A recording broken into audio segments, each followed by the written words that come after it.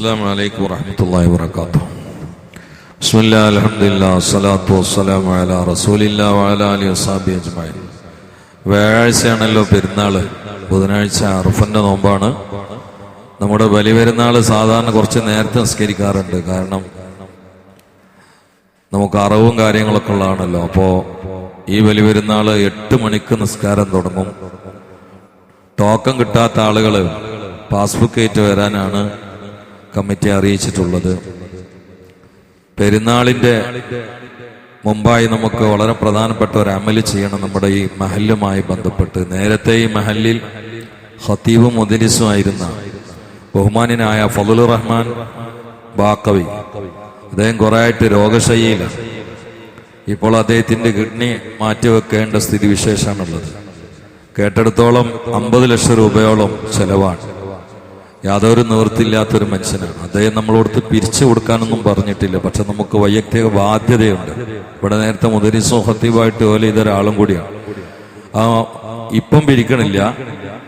മദ്രസ വിദ്യാർത്ഥികളുടെ കയ്യിൽ ഒരു കവർ എല്ലാ വീട്ടിലേക്കും കൊടുത്തേക്കും.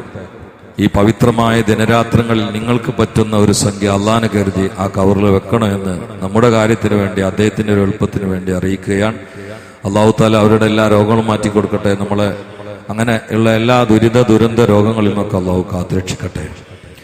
അതോടുകൂടി പെരുന്നാളിന്റെ അന്ന് പാട്ടപ്പിരിവെറ്റ് പുറത്ത് കുറച്ച് ആളുകൾ നിൽക്കുമോ നേരത്തെ അറിയിക്കാൻ വേണ്ടി ഉത്തരവാദിത്തപ്പെട്ട കമ്മിറ്റിക്കാർ പറഞ്ഞുകൊണ്ടാണ്.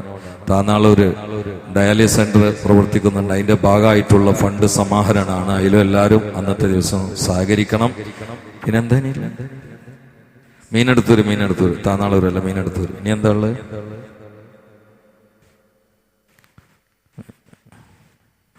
ഇന്നിവിടെ കവാലി പ്രോഗ്രാം ഉണ്ട്. എന്നെ ക്ഷണിച്ചാണ്. എനിക്ക് വേറെ പരിപാടി ഉള്ളതുകൊണ്ട് പങ്കെടുക്കൂല. മാംസ വിതരണം 11:30 മുതൽ തുടങ്ങും. 11:30 മുതൽ തുടങ്ങുമെന്നാണ് അറിയിച്ചത്. ഇൻഷാ അല്ലാഹ് ദീർഘമായി പറയുന്നില്ല. ഇബ്രാഹിം നബി അലൈഹി സ്വലാമിന്റെയും കുടുംബത്തിന്റെയും സ്മരണ പ്രോജ്വലിച്ചു നിൽക്കുന്ന ദിനരാത്രങ്ങളാണ്. അവരുടെ ചരിത്രത്തിൽ നിന്ന് പഠിക്കാനുള്ള പലതും പലപ്പോഴും പറഞ്ഞിട്ടുണ്ട്. ആ കൂട്ടത്തിൽ ഒരു മുത്തഖിയായ മനുഷ്യനെ പിടിച്ചെടുത്തോളം ജീവിതത്തിൽ 2 ഘട്ടം മാത്രമേ ഉള്ളൂ. ഒന്നുകിൽ ശുക്ർ അല്ലെങ്കിൽ സബർ. ഈ രണ്ടാലൊന്ന് മാറി മാറി വരും. എപ്പോഴും ഒന്നിലായിട്ട് തന്നെ ഒരു മനുഷ്യൻ നിൽക്കൂല. മുത്തഖീന്നല്ല ആരും നിൽക്കൂല. എല്ലാവർക്കും ദുരിതമുണ്ട്, എല്ലാവർക്കും പ്രയാസമുണ്ട്. അബൂജാഹിലും കഷ്ടപ്പെട്ടിട്ടുണ്ട്, മുഹമ്മദ് മുസ്തഫയും ബുദ്ധിമുട്ടായിട്ടുണ്ട് സല്ലല്ലാഹു അലൈഹി വസല്ലം. പക്ഷേ മുഅ്മിനീങ്ങളുടെ എളുപ്പം എന്താ വെച്ചാൽ ഒന്നുകിൽ ശുക്ർ അല്ലെങ്കിൽ സബർ, വേറൊന്നുമില്ല. അമ്പിയാക്കളെ മുഴുവനും അള്ളാഹു കടുത്ത് പരീക്ഷിച്ചിട്ടുണ്ട്. എല്ലാവരും പരീക്ഷണ സമയത്ത് പൂർണ്ണമായി ക്ഷമ പാലിച്ചുകൊണ്ട് അള്ളാഹുവിന്റെ പൊരുത്തം കരസ്ഥമാക്കിയ ആളുകളാണ്. ആ കൂട്ടത്തിൽ ശ്രദ്ധേയനും പ്രധാനിയുമാണ് മഹാനായ ഖലീലുല്ലാഹി ഇബ്രാഹിം. പരീക്ഷണത്തിന്റെ പോർക്കളത്തിലേക്കാണ് ജനിച്ചു വീഴുന്നത്. വളർന്നു വലുതാകുന്ന സമയത്ത് ഇസ്മത്തുള്ളതുകൊണ്ട് അന്നത്തെ ചെയ്തികളോട് കടുത്ത വിരോധമായിരുന്നു കൽവിലുണ്ടായിരുന്നത്. സ്വന്തം കുടുംബക്കാർ ദൈവങ്ങളെ നിർമ്മിച്ചുകൊണ്ട് അതിനെ പ്രതിഷ്ഠാംഗം നമിച്ചുകൊണ്ട് വീട്ടിൽ മുഴുവനും ദൈവിക സഭകളായിരുന്നു. ആ സമയത്ത് തൗഹീദ് അതിന്റെ വേര് ഉള്ളിലുറച്ച ഈ ചെറുപ്പക്കാരൻ അതിശക്തമായും ബുദ്ധിപരമായും അതിനെയൊക്കെ ചോദ്യം ചെയ്ത് അവസാനം ഉത്തരം മുട്ടിയ സമയത്ത് അവരെല്ലാരും കൂടി എടുത്ത തീരുമാനമാണ് ഇവനെ വെച്ച് പൊറുക്കാൻ പാടില്ല, ഇവനെ കരിച്ച് വെണ്ണീറാക്കണോ എന്ന്. ഇബ്നു ഇസ്ഹാഖ് റളിയല്ലാഹു അൻഹു രേഖപ്പെടുത്തിയിട്ടുണ്ട്. ഇബ്രാഹിം നബി അലൈഹി ഇസ്ലാമിനെ കരിക്കാനുള്ള അടുപ്പ് നിർമ്മാണത്തിന് അവർ വിറ ശേഖരിച്ചത് 1 മാസമാണ്. 1 മാസം വെച്ചിട്ട് ഒരു മനുഷ്യനെ പച്ചക്ക് കരിക്കാൻ വിറക് ശേഖരിച്ചാൽ അത് ഭൂമിയിലെ നരകാകുമെന്ന് ആർക്കും അറിയാവുന്ന കാര്യമാണ്. അങ്ങനെ വലിയ മല പോലെയുള്ള വിറക് കുന്നുകൂട്ടി.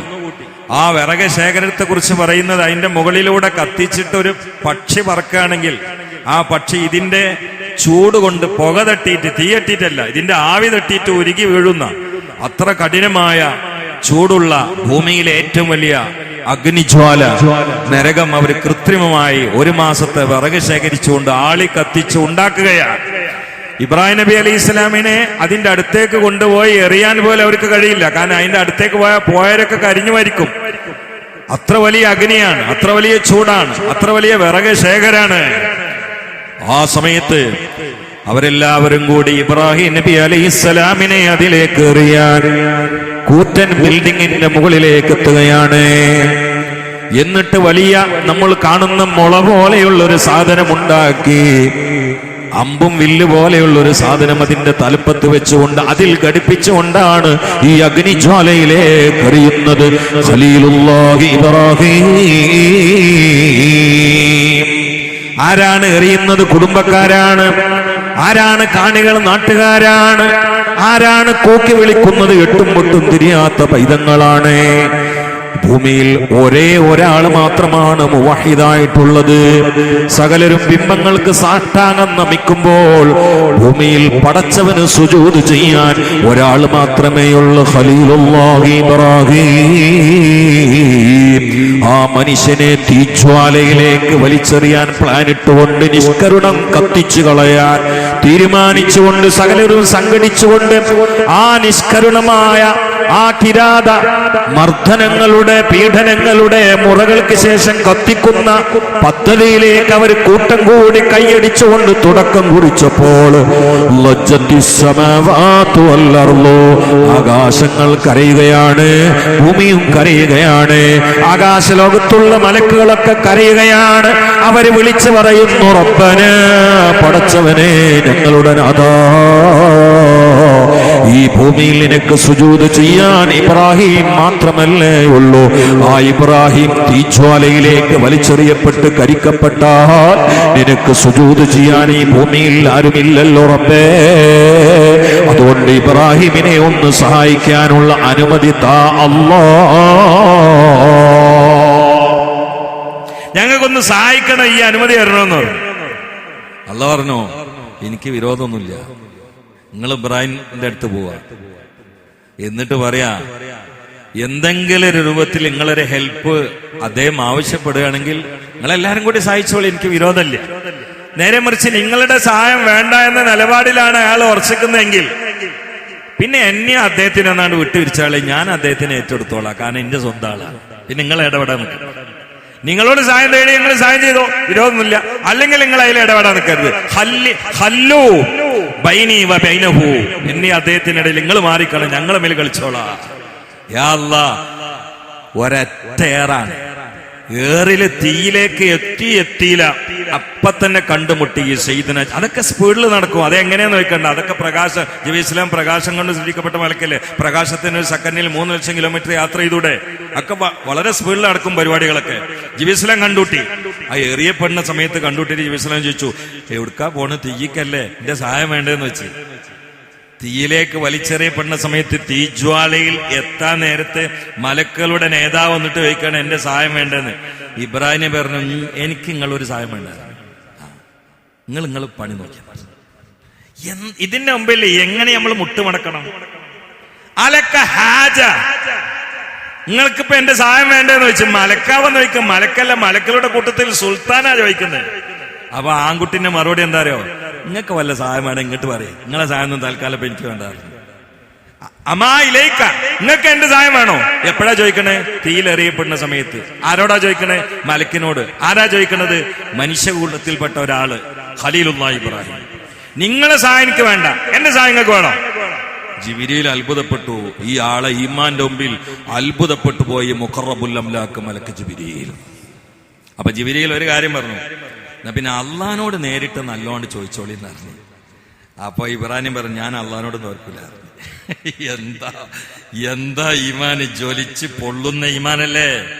ഞാനിപ്പോ അള്ളഹാനോടൊന്നും തോൽക്കണില്ല. കാരണം അതിനൊരു വാക്കാണ് ഉപയോഗിച്ചത്. ഇൽമുഹു ബിഹാലി യക്ഫി അൻ സുആലി, ഇൽമുഹു ബിഹാലി യക്ഫി അൻ സുആലി. ഞാൻ കഷ്ടപ്പെടുന്നതും പ്രയാസപ്പെടുന്നതും മർദ്ദിക്കപ്പെടുന്നതും പീഡിപ്പിക്കപ്പെടുന്നതും കരിക്കപ്പെടുന്നതും എന്തിനാണെന്ന് റബ്ബിനറിയാമല്ലോ. ഞാൻ കട്ടിട്ടില്ല, വെട്ടിപ്പ് നടത്തിയിട്ടില്ല, കരിഞ്ചന്ത നടത്തിയിട്ടില്ല, വ്യഭിചരിച്ചിട്ടില്ല, ശിർക്ക് ചെയ്തിട്ടില്ല, കുഫറിൽ പോയിട്ടില്ല, തമ്മാടിത്തരം ചെയ്തിട്ടില്ല, നാടിന്റെ ഹീനമോഹങ്ങളുടെ പിന്നാലെ പാഞ്ഞു പോയിട്ടില്ല, വൃത്തികെട്ട കൾച്ചറിൽ ഞാൻ പെട്ടിട്ടില്ല. ഞാൻ റബ്ബ് തആലാക്ക് മാത്രമേ ആരാധിക്കാൻ പാടുള്ളൂ മാത്രമുള്ളൂ എന്ന സത്യം പറഞ്ഞതിന്റെ പേരിലാണ് ഈ കിരാതമർദ്ദനങ്ങൾ ഏറ്റെടുക്കുന്നതെങ്കിൽ ഇതിന്റെ പിറകിൽ പടച്ചവന് എന്താണ് എന്നാണ് അറിയാം, എന്താണ് ഹൈറ് എന്ന് തീരുമാനിക്കാൻ അള്ളാഹു അധികാരിയാണ്. അതുകൊണ്ട് അവൻ തീരുമാനിക്കുന്നത് തീരുമാനിക്കട്ടെ. ഞാൻ റബ്ബിനോടും ഇപ്പോൾ ദ്വാരക്കുന്നില്ല, കാരണം എനിക്ക് ദ്വാരക്കേണ്ട ഒരു കാര്യം ഇപ്പോഴില്ല. ഇതിന്റെ പേരിൽ എന്ത് സ്വീകരിക്കേണ്ടി വന്നാലും സകല പരീക്ഷണ പ്രതിസന്ധി ചാട്ടുളിയെയും പൂമാല പോലെ സ്വീകരിക്കാൻ നീ അടിയൻ തയ്യാറാ എന്ന മനോബോധത്തോടുകൂടി മനോവീര്യത്തോടുകൂടി നമ്രൂദിന്റെ അഗ്നിജ്വാല നോക്കി പുഞ്ചിരിച്ചുകൊണ്ട് ആ അഗ്നിജ്വാലയിലേക്ക് ഇബ്രാഹിം അലൈഹിസ്സലാം എറിയപ്പെടുന്ന സമയത്ത് അവിടെ എത്തിയ ഉടനെ അങ്ങ് ചൊല്ലുകയാ, ഹസ്ബുനല്ലാഹു നിഅമൽ വകീൽ നിഅമൽ മൗലാ വ നിഅമൻ നസീർ. ബദറിൽ മുഴങ്ങിയതും ഇത് തന്നെയാണ്, ഉഹദിൽ മുഖരിതമായതും ഇത് തന്നെയാണ്, ഖന്ദക്കിൽ അതരങ്ങളിൽ നിന്ന് അടർന്നു വീണതും ഇത് തന്നെയാണ്, ഔലിയാക്കളുടെ മുഴുവൻ മുദ്രാവാക്യവും ഇത് തന്നെയാണ്, അമ്പിയാക്കൾ മുഴുവനും കൊണ്ട് നടന്നതും ഇത് തന്നെയാണ്. അള്ളാന്റെ ഖലീൽ തീജ്വാലയെ ഉദ്യാനമാക്കി മാറ്റിയതോ ഈ പ്രോജ്വലമായ രാജവചന മന്ത്രം കൊണ്ടാണ്. ഹസ്ബുനല്ലാഹു നിഅമൽ വകീൽ നിഅമൽ മൗലാ വ നിഅമൻ നസീർ. ചില മഹാന്മാര് പറയാണ് ഈ ദിക്ർ കൊണ്ടാണ് അള്ളാന്റെ ഖലീല് ആ തീജ്വാലയിൽ രക്ഷപ്പെട്ടത്. അള്ളാഹു ഇത് പതിവാക്കാൻ തൗഫീഖ് ചെയ്യട്ടെ. എന്ത് പ്രതിസന്ധികൾ കുമിഞ്ഞുകൂടി വന്നാലും കുറച്ചൊക്കെ ഒരു പ്രയാസം ഉണ്ടാവും, ഇതം കൊണ്ട് അടിച്ചു കയറ്റിയാൽ മതി. അത്ഭുതകരമായിട്ട് അള്ളാഹു വാതിലുകൾ തുറന്നു തരും. അള്ളാഹു തൗഫീഖ് ചെയ്യട്ടെ, അള്ളാഹു തൗഫീഖ് ചെയ്യട്ടെ. പ്രത്യേകിച്ച് ശത്രു വിഭാഗം നമ്മുടെ മുമ്പിൽ പല നിലയിലും പല്ലിളിക്കുന്ന സമയത്ത് ഒഴിഞ്ഞിരുന്നു ചൊല്ലിയിട്ട് അള്ളാഹിനോട് ദ്വാരക്കാം കാണുമ്പോ അള്ളാഹു തൗഫീഖ് നൽകട്ടെ. എറിയപ്പെട്ട് അവിടെ പോയോക്കുമ്പോ തീയിങ്ങനെ ആളികത്തല്ലേ, അവിടെ നല്ലൊരു കസേര അതിലാണ്ടിരുന്നു. തീയില് കസേര, തീ എല്ലാം കരിക്കും, കസേരയെ തൊട്ടില്ല. ഇബ്രാഹിം നബി ഇരുന്നപ്പോ അടുത്തന്നെ ഒരാള്, അത് അള്ളാഹു തആല ഒരു സ്പെഷ്യൽ മലക്കിനെ ഇറക്കിയതാണ് ഒരു നേരം പോക്കിന് വേണ്ടിയിട്ട്, തടുക്കാനൊന്നല്ല, ഒരു നേരം പോക്കിന്. രണ്ടാളും കൂടി ഇങ്ങനെ ഇരിക്കാൻ ജിബ്രീൽ സലാം വന്നു. പട്ടിനാലുള്ള വലിയൊരു കമീസായിട്ടാ വന്നത്. അത് ഇബ്രാഹിം നബിക്ക് ഇങ്ങനെ ഇട്ട് കൊടുക്കുകയാണ്. തീയിന്റെ ഉള്ളതാണ് ഇതൊക്കെ. പട്ടിനാലുള്ള കമീസ് ഇബ്രാഹിം നബിക്ക് ഇങ്ങനെ ധരിപ്പിക്കുമ്പോ ജിബ്രീലിന്റെ ഒരു ഡയലോഗ്, അള്ളൊരു കാര്യം പറയാൻ പറഞ്ഞിരിക്കണായിരുന്നു. എന്തേന്ന് വെച്ച് തീയിന്റെ ഉള്ളിൽ ഇപ്പൊ ഈ വർത്താനൊക്കെ. എന്റെ അഹബാബിന്, എന്റെ ആൾക്കാരെ തീയിനൊരു ചുക്കും ചെയ്യാൻ കഴിയില്ലെന്ന് അള്ള പറഞ്ഞിരിക്കണെന്ന് പറഞ്ഞു. എന്തായിരിക്കും അപ്പത്തൊക്കെ സമാധാനം? എന്റെ ആളുകളാണെങ്കിൽ തീയിനൊരു ചുക്കും ചെയ്യാൻ കഴിയില്ല, അവരെ തൊടാൻ തീയിന് കഴിയില്ല എന്ന് അള്ള നിങ്ങളോട് പറയാൻ വേണ്ടി പറഞ്ഞിട്ടുണ്ട്. അപ്പൊ നിങ്ങൾ അള്ളാന്റെ ആളാണ്, തൊടൂല. നമ്രൂദ് കുറെ കഴിഞ്ഞപ്പോള് കൊട്ടാരത്തിന്റെ മേലേക്ക് വന്നിട്ട് ഇങ്ങനെ പാളി നോക്കി ഈ കരിക്കട്ടൊന്ന് കാണാന്. കാരണം ഇതിപ്പോ കരിഞ്ഞ് കരിക്കട്ടായിട്ട് കട്ടകട്ടായിട്ട് കിടക്കാനേക്കാരല്ല മനുഷ്യന്റെ. അപ്പൊ ഇതൊന്ന് കാണാൻ വേണ്ടിയിട്ട് നമ്രൂദാൽ അതൊക്കെ ഒപ്പിച്ചത്.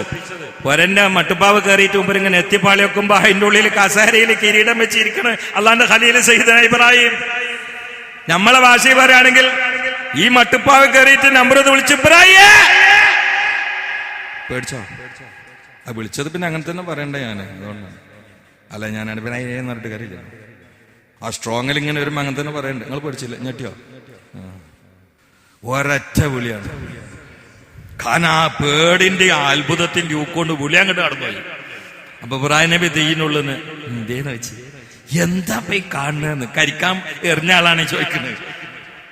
എന്നിട്ട് അയാള് പറഞ്ഞു പോയി, എന്റെ പടച്ചോൻ ഭയങ്കര പടച്ചോൻ തന്നെയാണ് പറയിപ്പിച്ച്.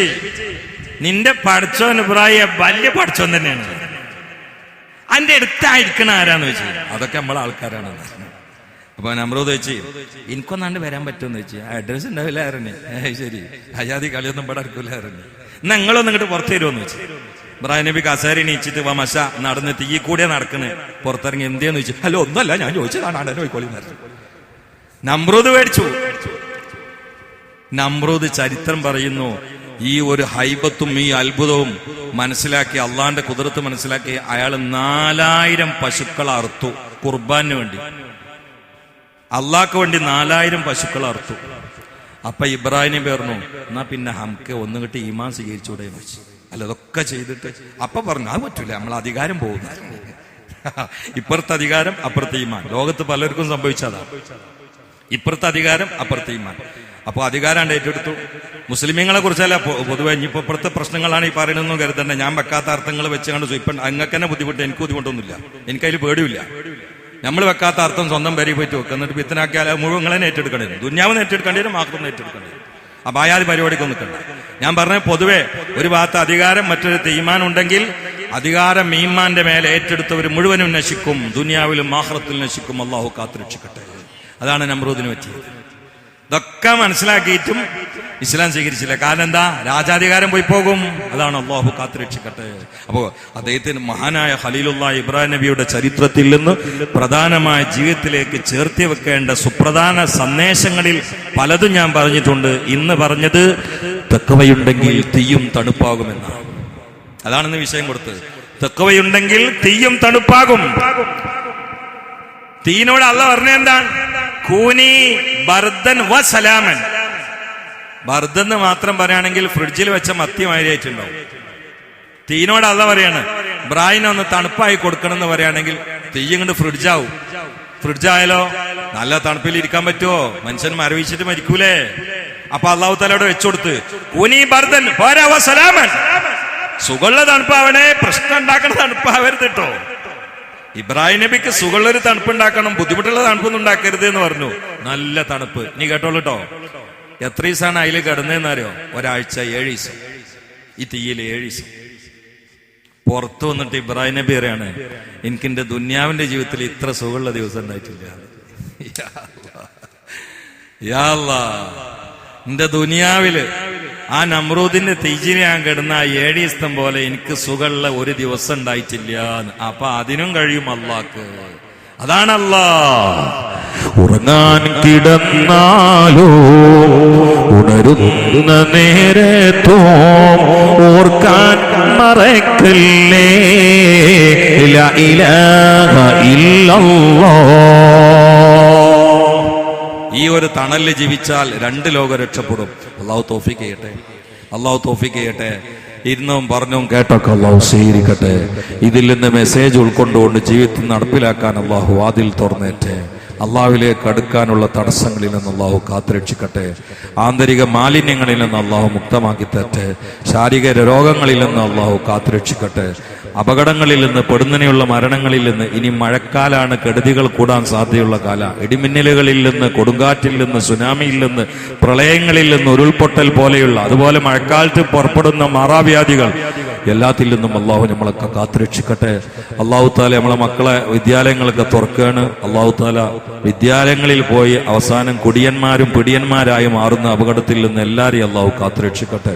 അള്ളാഹു സുബ്ഹാനഹു വ തആല അവന്റെ പൊരുത്തത്തിലുള്ള ആയുസ് അവന്റെ ത്വാഅത്തിലും മദ്ഹിലും ഖിദ്മത്തിലും ഒക്കെ ആയിട്ട് നമുക്ക് തരട്ടെ. നമ്മളെ ചുറ്റുപറ്റിയിട്ട് ഒരുപാട് പ്രയാസങ്ങൾ പലർക്കുണ്ട്. എല്ലാ പ്രയാസങ്ങളും അള്ളാഹു തആല തീർത്തേറ്റെ. രോഗങ്ങൾ അള്ളാഹു മാറ്റിത്തരട്ടെ. ദുരിതങ്ങൾ അള്ളാഹു അവസാനിപ്പിച്ചേറ്റെ. ശത്രുക്കളെ അള്ളാഹു മിത്രങ്ങളാക്കി തരട്ടെ. അള്ളാഹു കടങ്ങളിൽ നിന്ന് കാത്തുരക്ഷിക്കട്ടെ. ഹജ്ജുംറകൾക്ക് പോയ മുഴുവൻ ആളുകൾക്കും മക്ബൂലും മബ്രൂറുമായ ഹജ്ജുംറകൾക്കും മർളിയ സിയാറത്തിന് അവസരം കൊടുക്കട്ടെ. നമുക്ക് അള്ളാഹു തആല പലവട്ട അവസരം തരട്ടെ. അള്ളാഹു അള്ളാഹ് എന്ന ബോധത്തിൽ ജീവിച്ച് ആ കലിമയിൽ മരിച്ച് സ്വർഗം സ്വന്തമാക്കുന്നവരിൽ നമ്മളെ പെടുത്തട്ടെ. നമ്മുടെ മാതാപിതാക്കൾക്ക് അള്ളാഹു പുറത്തു കൊടുക്കട്ടെ. റബ്ബേ, ഞങ്ങളുടെ വാപ്പന്മാര് ഉമ്മമാര് പലരും ഖബറിലാണ്. അള്ളാഹുവേ, എന്റെ പിതാവും നീ കൊണ്ടുപോയത് ദുൽഹജ്ജ് 5-നാണല്ലോ. റബ്ബേ, നീ അവരടക്കം ഇവിടെ ഒരുപാട് ആളുകളുടെ മക്കൾ പിരിഞ്ഞുപോയ മാതാപിതാക്കളുടെ മക്കളാണ്. ഞങ്ങളുടെ മാതാപിതാക്കൾക്ക് നീ പുറത്തു കൊടുക്കണേ അല്ലാ. ഉസ്താദുമാർക്ക് പുറത്തു കൊടുക്കണേ അല്ലാ. ജീവിച്ചിരിക്കുന്ന ഗുരുവര്യന്മാർക്ക്, രക്ഷിതാക്കൾക്ക് അല്ലാഹുവേ ആഫിയത്തുള്ള ആയുസ്സും കൊടുക്കണേ റബ്ബേ. ഞങ്ങൾക്കും തരണേ റബ്ബേ. ഈ പള്ളിയുടെ ചുറ്റുഭാഗത്ത് കിടക്കുന്ന മുഅ്മിനീങ്ങൾ മുഅ്മിനാത്തിന് പുറത്തു കൊടുക്കണേ റബ്ബേ. അല്ലാഹു, ഈ സദസ്സിലിരിക്കുന്ന ഒരാളെയും ഹൈബാക്കല്ല അല്ലാ. اللهم انصر أمة سيدنا محمد وارحم أمة سيدنا محمد تجاوز عن أمة سيدنا محمد اجعلنا من خيار أمته ومن محبيه يا رب العالمين. ربنا تقبل منا إنك أنت السميع العليم وتب علينا إنك أنت التواب الرحيم. آمين برحمتك يا أرحم الراحمين. صلى الله تعالى وسلم وعلى آله وصحبه أجمعين.